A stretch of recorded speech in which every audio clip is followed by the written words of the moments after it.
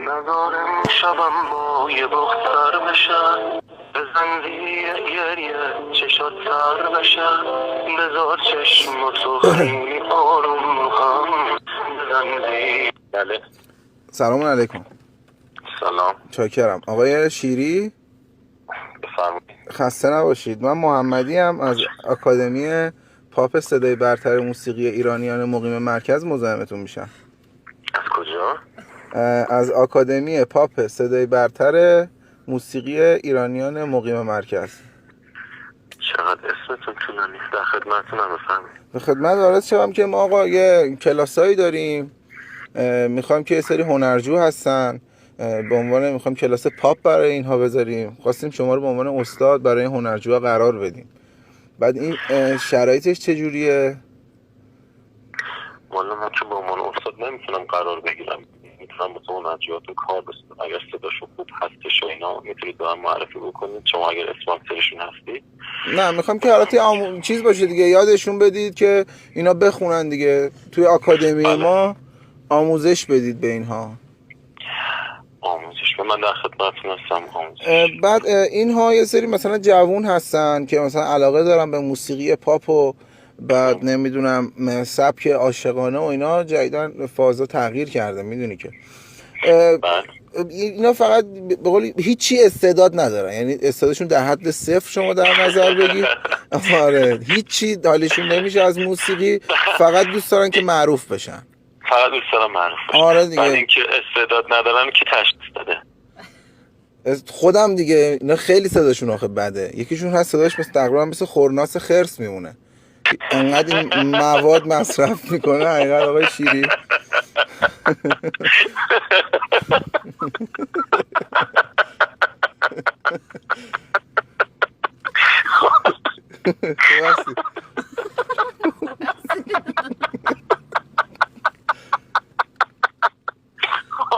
من چیکار کنم که خورناس خرس صداش؟ نه خب خورناسه خرس مثلا به خاطر بیش موادی که مصرف میکنه. این قدیم داشت اون دیسلاو گوش میداده. نکنه شما تو کمپ زدید این داستان مؤسستون آقا؟ نه اینا معتاد نیستن که. همین یه دونه فکر کنم توشون. نه زیاده. اینا میبینی حقیقت وضعیت مالیشون خیلی خوبه، فقط دوست دارن که پولدار بشن. من اولین باره که من اسپانی مثلا من شنیده بودم یه طرف نمیتونه یه نوت بخونه، طرف نمیتونه مثلا کار کنه، طرف پول داره دوست داره معروف بشه، اینا رو شنیده بودم. ولی اینکه اولین باره تو 13 سال سابقه کاریم بله یه نفر پیدا شده که میگه یه نفر من میشناسم که داشت مثل خورناس خرس میمونه و میخواد بخونه. خب این دیگه اینطوریه دیگه. من بهش میگم دو شما رپ باید بخونی، ولی میگه من جدیدن عاشق شدم و میخوام که چی مثلا صدام نازک و اینجوری مثل شما هم میخونی اینجوری دوست داره. مثل من میخونه. حتی منم اولش صدام مثل خورناس خرس بود. بابا نفرمایید شما که بابام همیشه میگفت تو تهش مثلا چی میخواد بشه، ولی خب خدا رو شکر یه شب خوابیدم بلند شدم صدا بهتر شده. این دوستان فیلمید هر کسی میتونه بخونه، واقعا اینو جدا عرض میکنم. بله. حتی کسایی که شما فکر میکنید صداش خوب نیست بالاخره اون هنجره رو داره. ای بابا شارژ تموم شد. الان دوباره تماس میگیریم، مشکلی نداره رفقا. ما شارژمون تموم شد. عذرخواهی میکنم من شارژم تموم شد جناب شیری. اشکالی نداره قربونت برم، من واسهتون شارژ کنم. ممنونم از شما. که بخواید هزینه های چیزم پس بدید، هزینه های شارژ ما رو.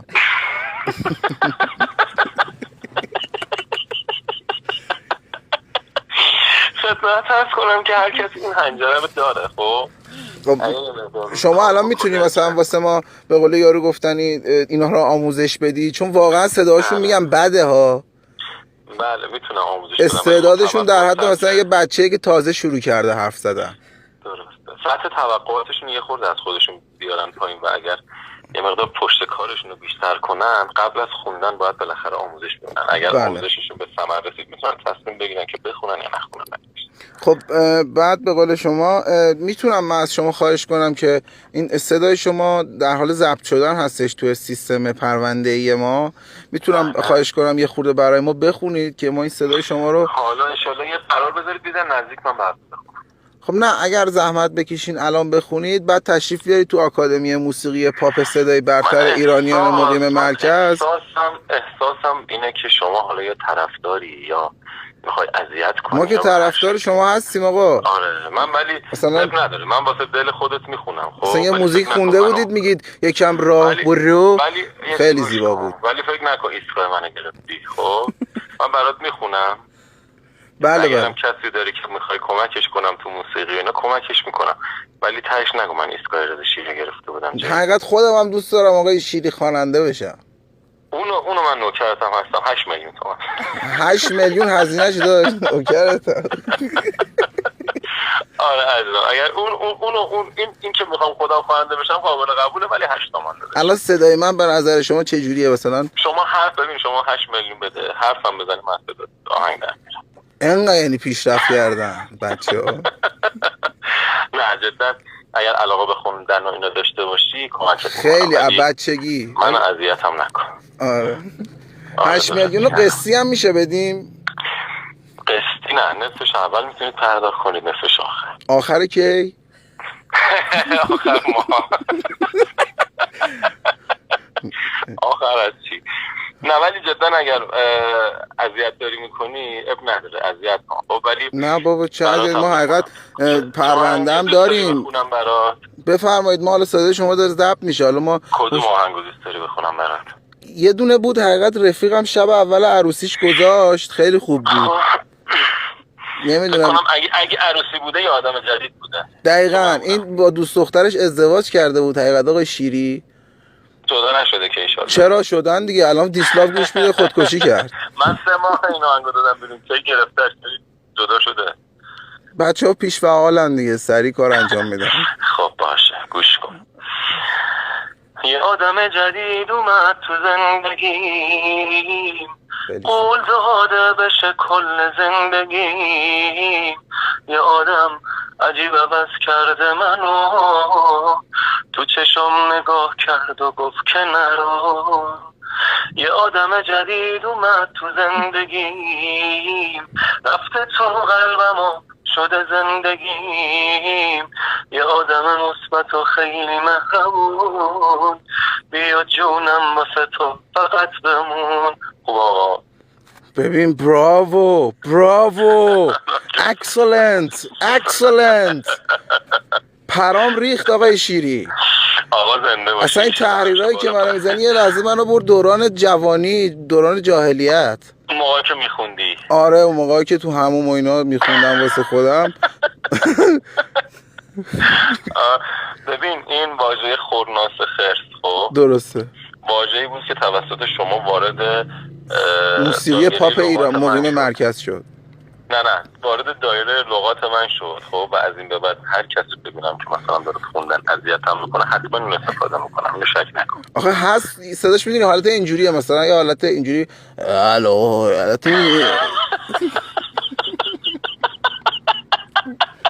خیلی حالت کلفت و خشن. خب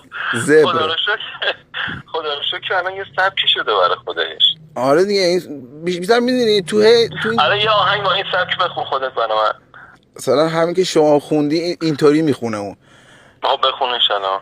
یه آدم جدید اومد تو زندگی.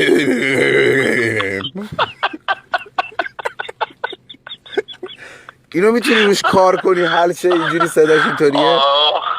ببین جان دلم داشت. یه ست بگم امروز من یه چک خیلی سنگین داشتم واقعا. خب میگفتی یه پسره بیاد برات بخونه آرامش پیدا کنی. نه این تماس تو میگم، حالا یا طرفداری یا میخوای اذیتم کنی یا به قول گفتنی به هر شکلی شماره منو پیدا کردی. من تلفن غریبه جواب نمیدم. بله خیلی خوشحالم که الان تلفن تو جواب میدم. نه آخه شماره من خود رونده حقیقت. من که میدونم تو من الان اسکلم کردی. نه بابا نه من طرفدار شما آقای شیری. I love you شیری.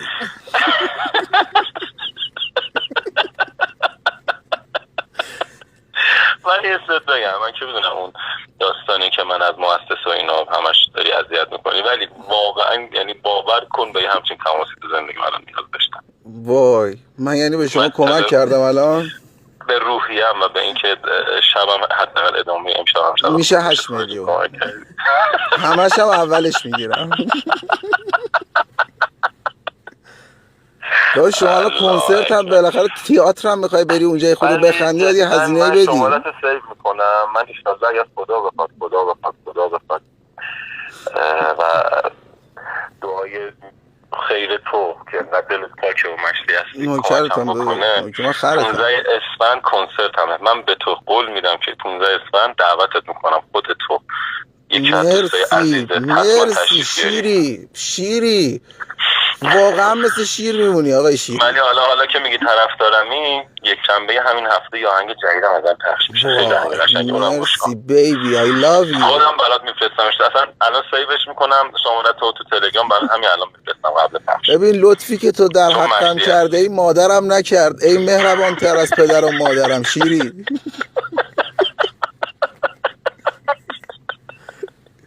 حالا اجازه است من یه خورده واسه شما بخونم؟ شما اون به قول یارو گفتنی اون صدای من اون بطنش و اون آخرش رو بخونی. من از 8 تومنه محترم شم قصد بده. نه صدام خوبه، صدام عالی. تو چند تا سبکم کار کردم. به سبک خورناس خرس نخون، پس سبک خودت میگم. فقط بیشتر فعالیتم تو همون بوده. میدونی فقط تو همون بوده. بعد فکر میکنم صدام خیلی جذابه. بخون ببینم. یه دونه آهنگ داری شما میگی یکم راه برو، اونو میشه یه خوردهشو بخونی واسه من؟ من تاش اینجوری نمیگم به خدا. بگو توی آهنگ جدیدت بگو یکم راه برو. خب الان به سبک شما میگی میخونم. یکم راه برو ببینم قد و بالای چریا، یکم راه برو ببینم قد و بالای توریا، نمیخوام کسی باشه کناریه فقط میخوام توریا. آفوی ببین چه استعدادی داری تاجی. تو رو چرا کشف نکردن آجی؟ با من چی کار کردی تو امشب؟ وای یا امام زمان. آقای حالا من یه خورده بخونم. یه جاش هم میگه موهاتو واکن. اینجا فکر کنم یه منظور خاصی دیگه هم داشتی یا؟ آره مقدرم طرف ماشی پیش داره بگیم ازشونم ما شیپیشو رو بکنم از تو ماش. چی رو بکنی؟ شیپیشو ساسی که تو ماشه یه وقتی.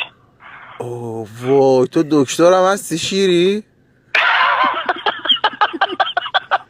شیری تو کی بودی؟ یه سوال من چرا دارم به خود اولاتتو گوش میدم الان؟ من داشت تو الان موقع منو کار گرفتی چرا دارم ادامه میدم مکالمه؟ داشت من طرفدارتم. تو منو دعوت کردی به کنسرتت. آه بنیامین چی میگنی؟ بنیامین بیا. بنیامین بیا. بعد که اومد بهش بگو برو.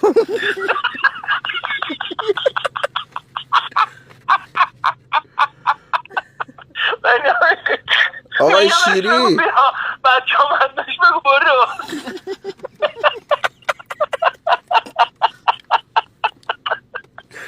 وای دادا آقای شیری شما یک بار که آخر آهنگات همینجوری بخند انقدر طرفدار جذب میکنی. ببین به خدا یعنی میگم جدا دارم بهت میگم شیر مادرت حلاله. نوکرتم ولی من شیر پاکتی میخوردم از اون اول. ما بچه های شیر خشکیم آجی.